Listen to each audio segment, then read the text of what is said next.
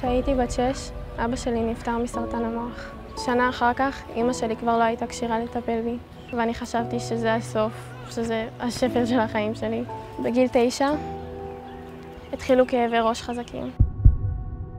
אני חשבתי שזה בגלל הסבל, שזה בגלל כל מה שאיבדתי. אבל לאחר מכן גילו לי סרטן המוח באותו המקום, אותו הסרטן. היום, אחרי 7 שנים, אני עדיין בטיפולים, כלום לא עוזר. הסרטן מתקרב לעיניים שלי. יכול להיות שמחר אני אקום ואני לא אראה כלום. הטיפול היחיד שיכול לעזור עולה הון כסף.